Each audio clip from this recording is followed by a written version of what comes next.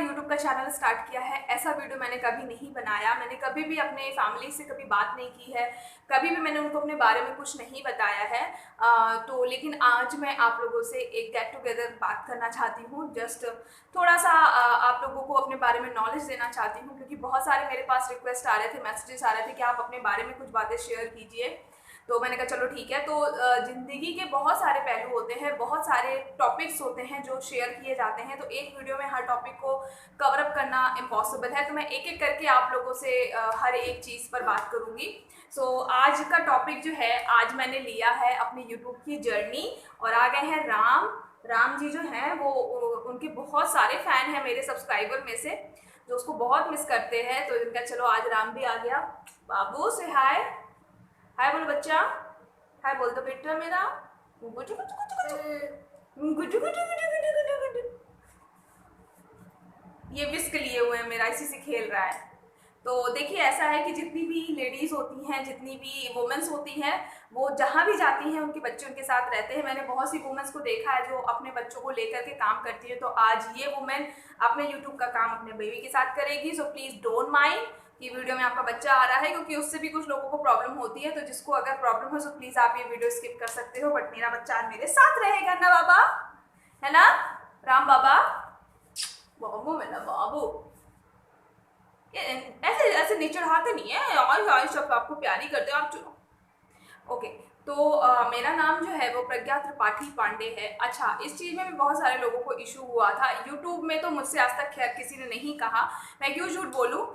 लेकिन मेरे real life में बहुत सारे लोगों को इस चीज़ से प्रॉब्लम हुई कि क्यों तुम त्रिपाठी लगाती हो, तुम्हारी शादी हो गई तो तुम पांडे लगाओ, त्रिपाठी क्यों लगाती हो, कोई तो नहीं लगाता है। तो देखिए, तो मेरा उनको एक ही आंसर होता था कि मेरी जो रियल पहचान है वो मेरे पापा से है। उन्होंने मुझे जन्म दिया, इस काबिल बनाया कि मैं एक किसी के घर में शादी करके जाऊं और उस घर का एक परिवार का ख्याल रखूं। तो जिस व्यक्ति ने मुझे पहचान दी है, मैं अपने नाम के आगे से उसकी पहचान कैसे निकाल दूं भाई? मेरे हस्बैंड से भी मेरा वजूद है और मेरे पापा से भी मेरा वजूद है, तो मैं दोनों को में से किसी को भी नहीं हटा सकती।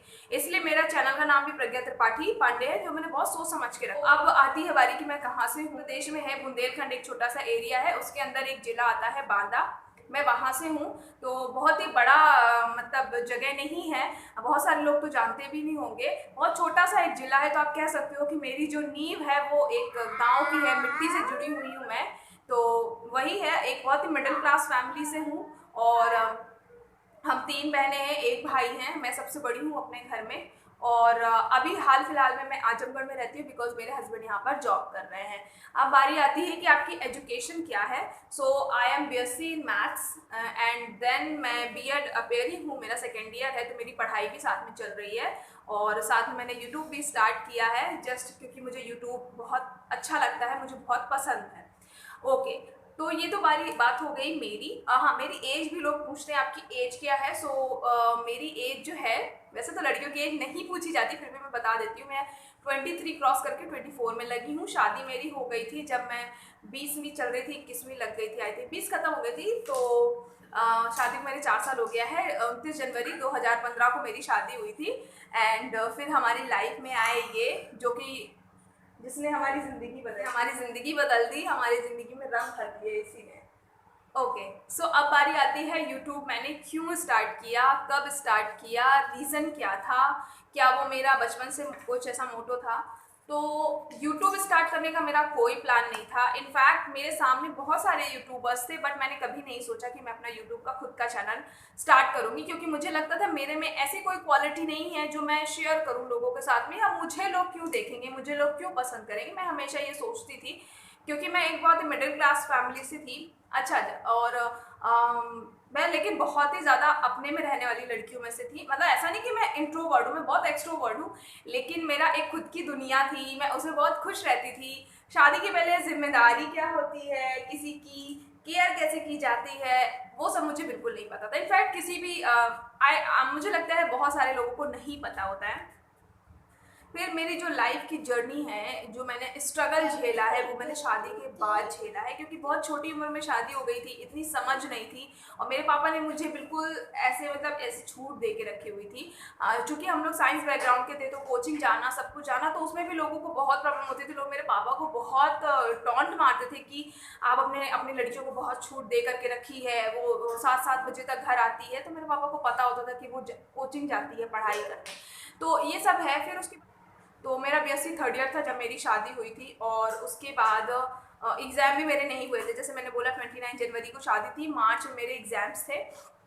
और सोचिए, एक नई नवेली दुल्हन, मतलब 29 को मेरी शादी हुई, 4 फरवरी को मैं मेरी कोचिंग गई थी पढ़ाई करने। जिस कोचिंग में जीन्स टॉप पहन के जाती थी, वहीं पे मैं साड़ी और इतना ओढ़ ओढ़ के गई थी। खैर वो सब तो अपनी जगह बातें हैं, वो मैं अलग से एक वीडियो में आप लोगों के साथ में शेयर करूँगी। लेकिन उसके बाद, शादी के बाद, मेरी लाइफ एकदम से बदल गई। मतलब जो मेरा टर्निंग पॉइंट था वो शादी के बाद से था। बिकॉज हम मैं और मेरे हस्बैंड, हम दोनों ही स्टेबल नहीं थे। मतलब स्टेबल इन द सेंस, मेरे हस्बैंड जॉब करते थे, बट वो प्राइवेट जॉब करते थे। और हम जैसे मैंने बोला कि हमारा टाउन जो, हाँ, जहाँ हम रहते हैं, वो इतना हाईटेक नहीं था, तो इतनी अच्छी जॉब नहीं थी। तो फाइनेंशियली हम लोगों को काफ़ी ज़्यादा प्रॉब्लम झेलनी पड़ी। और उसके बाद से चीज़ें जो थी वो धीरे धीरे धीरे धीरे बिगड़ती चली गई। मतलब एक तरह से आप कह लीजिए कि नींव जो थी वो खोखली होती जा रही थी। खैर किसी तरह हम लोगों ने एडजस्ट किया, हम लोगों ने चलाया। मेरे हस्बैंड ने मुझे लखनऊ पढ़ने के लिए भेजा, बैंक एसएससी की प्रिपरेशन करने के लिए।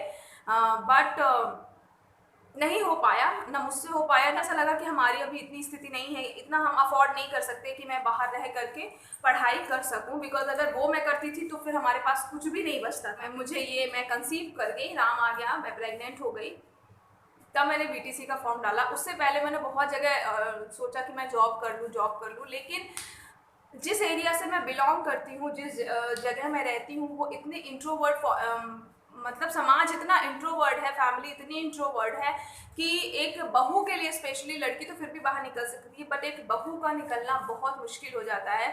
एक बार परिवार वाले आपको सपोर्ट कर भी देंगे, लेकिन जो समाज होगा वो इतना टॉन्ट मारता है। मान लीजिए आप अफेक्टेड नहीं होते हो, अगर आपकी फैमिली अफेक्टेड हो रही है, तो आपको कहीं ना कहीं वो चीज़ें ड्रॉप करनी पड़ेंगी। सो वो सब चीज़ें थी। मैंने बहुत जगह ट्राई किया कि मैं कुछ करूँ ताकि मैं अपने हस्बैंड का हाथ बटा सकूँ, लेकिन नहीं हो पा रहा था। फिर फिर उसके बाद एक ऐसा पॉइंट आया कि मेरे हस्बैंड की जॉब छूट गई। सो उसके बाद फिर मैंने बीटीसी का फॉर्म डाला। बीटीसी में मेरा फर्स्ट, तब मैं कंसीव कर चुकी थी, मेरा 5 मंथ्स का बेबी था मेरे पेट में। उसके बाद बीटीसी में जो मेरा नाम आया वो आगरा में आया। तो हमारे पास इतना भी पैसा नहीं था कि हम काउंसलिंग के लिए जा सकें आगरा। तो ऐसे टाइम पे मेरे फैमिली ने मुझे बहुत सपोर्ट किया। मेरे मम्मी पापा ने मुझे बहुत सपोर्ट किया, और फिर भी किसी तरह हम लोग अरेंज करके 2 बार काउंसलिंग में हम लोग आगरा गए। और आप लोग मानोगे नहीं, आगरा की बाता से डिस्टेंस काफ़ी है। और जैसे कि कुछ ऐसी चीज़ें होती है ना, जब आपको याद आती है तो आप मतलब कि हम किस स्थिति में थे और कहाँ से कहाँ आ गए। मतलब यूट्यूब स्टार्ट करने का मेरा रीज़न जो था वो बहुत सारी चीज़ें थी। बहुत सारी चीज़ें होने के बाद मैंने ये डिसीजन लिया कि मुझे यूट्यूब स्टार्ट करना है। तो मैं आपको बता रही हूँ, आप मानोगे नहीं कि हम लोगों का रिजर्वेशन, मतलब हम लोग 250 रुपये में हम 2 लोग बांदा से आगरा जाके आ गए थे। हमारे पास पैसे नहीं थे कि हम लोग कुछ खरीद के खा सके, इसलिए घर से हम लोग बना करके लेकर के गए थे। और तब मैं प्रेग्नेंट भी थी।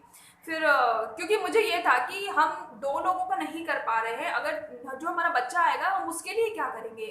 हम मतलब मैं कभी एक्सपेक्ट ही नहीं कर सकती मैं अपने बच्चे को किसी भी कमी में रखूँ। मैं अपना 200% देना चाहती थी। तो मैंने सोचा मेरा कहीं तो एटलीस्ट सेटलमेंट हो जाए। और मेरे हस्बैंड भी ट्राई कर रहे थे, मैं भी बहुत ट्राई कर रही थी अपने लिए भी, उनके लिए। लेकिन हम लोगों को कहीं भी सक्सेस नहीं मिल रही थी, हम लोग हर जगह फेल्योर हो रहे थे। मतलब उस टाइम मेरी ये स्थिति थी कि मुझे कोई अगर 4-5 हज़ार की भी नौकरी देने को बोलता तो मैं करने को तैयार थी, प्रेगनेंसी में भी। लेकिन मेरे हस्बैंड ने बोला इतना नहीं है, मैं करूँगा, तुम अभी प्रेग्नेंट हो, तुम इन सब चीज़ों में ध्यान मत दो, तुम अपने बस देखो, पढ़ाई वढ़ाई करना हो तो करो। तो 2 काउंसलिंग में हम लोग गए, और किस सिचुएशन में गए वो, मतलब बहुत ही क्रिटिकल सिचुएशन थी हमारी, जो हम गए और आए। एक बार मैं हस्बैंड के साथ गई, एक बार अपने पापा के साथ में गई। एक बार तो हमारे पास इतना होता था कि हम केवल एक बार का रिजर्वेशन करवा सकते थे, दोबारा का अफोर्ड नहीं कर सकते थे। तो मैं जनरल के डिब्बों में बैठ करके जो लोग बैठे होते थे ना, सीटें जो होती है ना, आमने सामने सीटें होती है, तो उनके बीच में जो स्पेस होता था, तो मैं चूंकि प्रेग्नेंट थी तो मैं इतनी देर तक बैठ नहीं सकती थी, तो लोग मुझे बोलते थे कि आप एक काम करो, आप अगर यहाँ लेट सकते हो तो लेट जाओ। मैं उस जगह लेट करके मैंने सफ़र किया है, क्योंकि हम अफोर्ड नहीं कर सकते थे। उसके बाद फिर क्या हुआ कि बीटीसी में ना थर्ड काउंसलिंग में मेरा नाम नहीं आया, मतलब मुझे निकाल दिया गया लिस्ट से, मेरा नाम नहीं आया। मैं बहुत ज़्यादा डिसअपॉइंटेड हो गई। मैंने कहा यार, मतलब क्या करूँ मैं, मेरा मतलब कहीं पे भी मुझे सक्सेस नहीं मिल रही थी। तो मैंने कहा यार अब क्या करूँ, बीटीसी से तो नाम नहीं आया, फिर दूसरी जगह हम लोग लखनऊ भी गए काउंसलिंग कराने, हाफ से भी नाम नहीं आया, और मेरा एक साल बर्बाद हो गया। एक साल मेरा, जो मैं लखनऊ गई वहाँ बर्बाद हो गया बीएससी के बाद, एक साल मेरा यहाँ बर्बाद हो गया। उसके बाद मैं बहुत ज़्यादा डिप्रेशन में चली गई, टू बी वेरी ऑनेस्ट। मैं बहुत डिप्रेस्ड हो गई। इसलिए डिप्रेस नहीं हो गई कि मैं फेलियर हो रही हूँ, इसलिए डिप्रेस्ड हो गई कि अब मेरे बच्चे का क्या होगा, मैं कैसे उसकी परवरिश करूँगी। जब मैंने कंसीव किया था तब मैं चाहती भी नहीं थी कि मैं अभी करूँ, बच्चा करूँ, क्योंकि हम लोग की स्थिति ही नहीं थी। लेकिन मेरे हस्बैंड ने मुझसे कहा कि देखो, इसकी किस्मत से हमारी किस्मत चमकेगी, और तुम चिंता मत करो, और हमारा बच्चा हमारी ज़िंदगी ज़रूर बदलेगा, देखना। खैर, फिर मेरी डिलीवरी हुई, ये सब चलता रहा किसी तरह। भगवान कहते हैं ना, भगवान आपकी हेल्प करता है, ठीक है। आप जब गलत उसमें आपको भगवान देता है तो आपकी मदद भी करता है। हमारे पास स्थिति नहीं थी, लेकिन फिर भी कहीं ना कहीं से इंतजाम हो जाता था। फिर मेरा सीजर हुआ, सीजर से मेरा बेबी हुआ, क्योंकि जब ये 8 महीने का था तब ये उल्टा हो गया था। तो मैं अपनी प्रेगनेंसी जर्नी भी शेयर करूँगी आप लोगों के साथ में। उसके बाद में ये हुआ, और जब ये 3 महीने का हो गया, उसके बाद फिर एक आध बार ये बीच में बहुत बुरा बीमार भी हुआ। फिर हम लोगों ने ये सोचा, मैंने ये सोचा कि अब मैं डिलीवरी से फुर्सत हो चुकी हूँ, अब क्यों ना मैं कुछ करूँ। तब मेरे हस्बैंड जॉब कर रहे थे, बट वही था कि इतनी अच्छी जॉब नहीं थी कि सब कुछ हम लोग अफोर्ड कर सके, और आसपास के लोगों को ये लगता था कि इन लोगों के पास बहुत पैसा है, ये लोग पैसा उड़ाते हैं।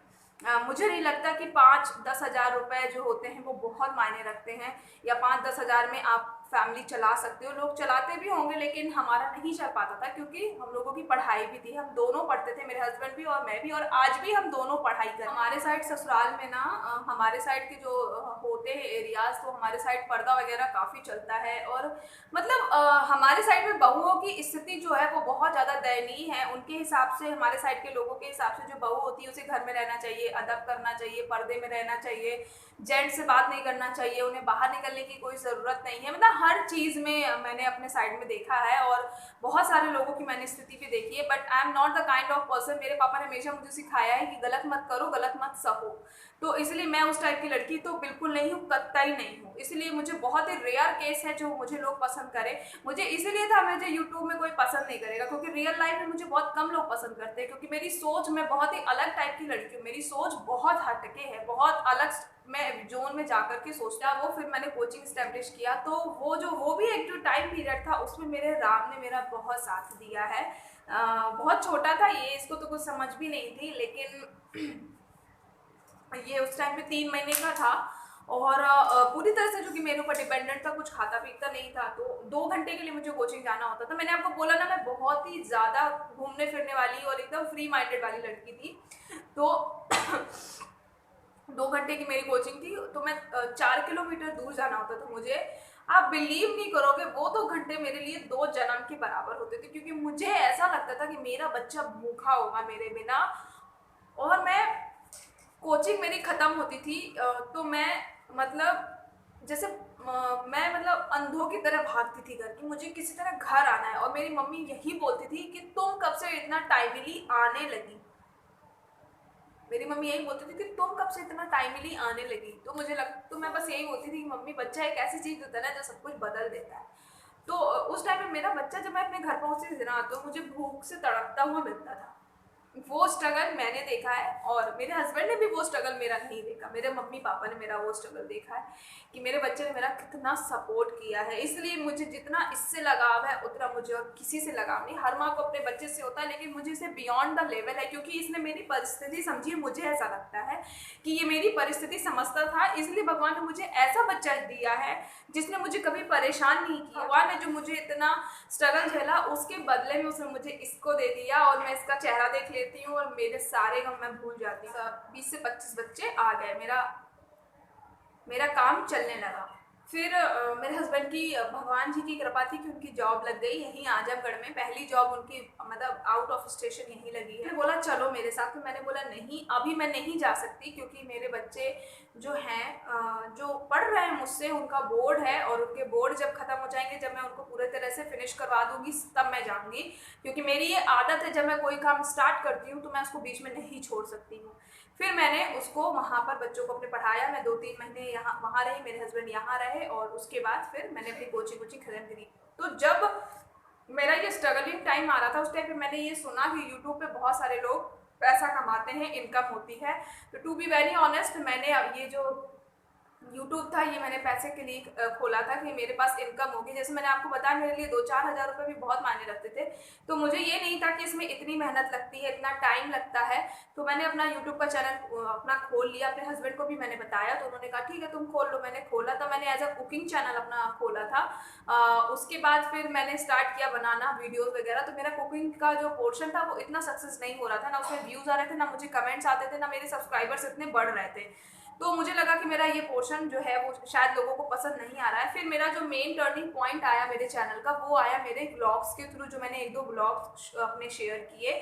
उसके बाद से फिर मेरा थोड़ा सा यूट्यूब का चैनल थोड़ा सा ग्रो होना शुरू हुआ। लोगों ने मुझसे बात करनी शुरू की, मुझे पसंद करना शुरू किया, हेटर्स भी आए।